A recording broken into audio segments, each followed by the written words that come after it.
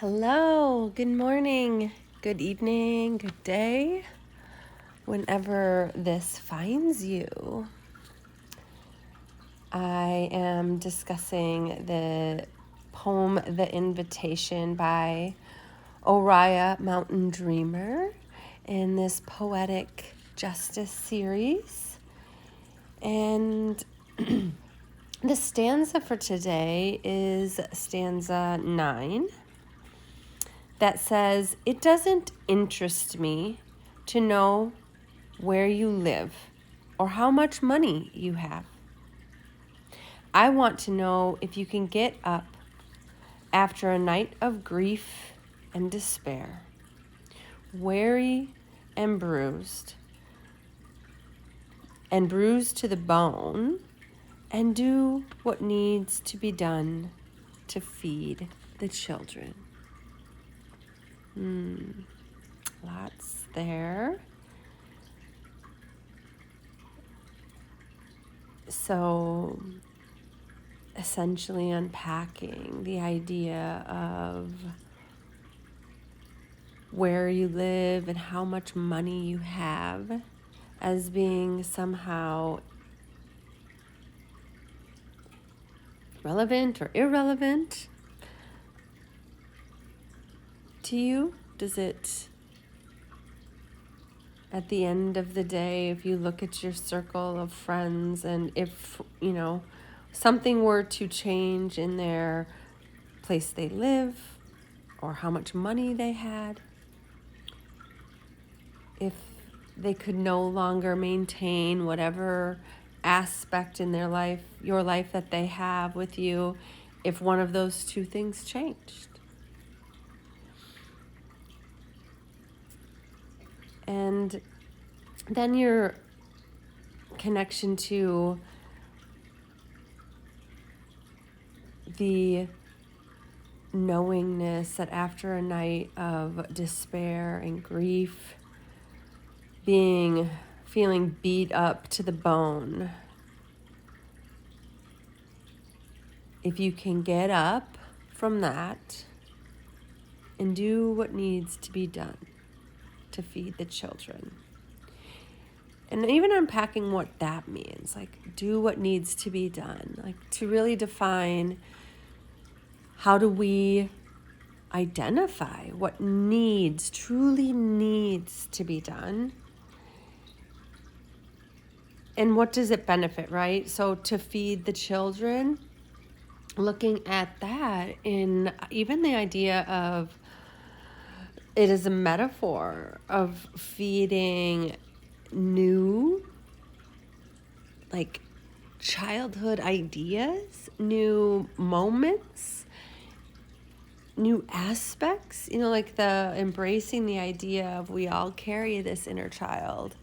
And so after we've been feeling like we're beat up with life and there's a ton of grief and you're met with something, some circumstance, and there's an ask from you. Do you do it? Do you not? And how does it feed whatever intention you want to plant in this life, in this moment, and in what's to come? That is the choice. So really unpacking where you are at and what this means for you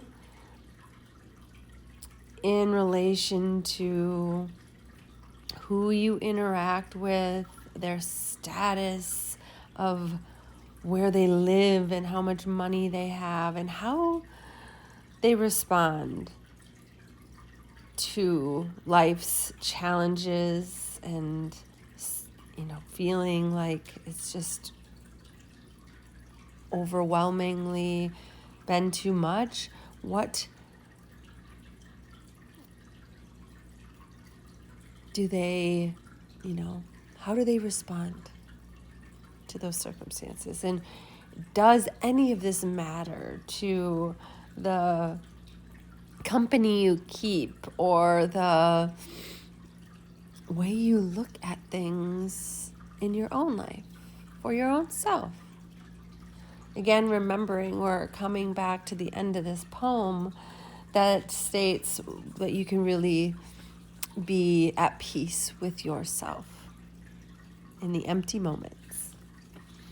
And so looking at your own self in the mirror and how these ideas, when you sit with them and you contemplate on them, help feed that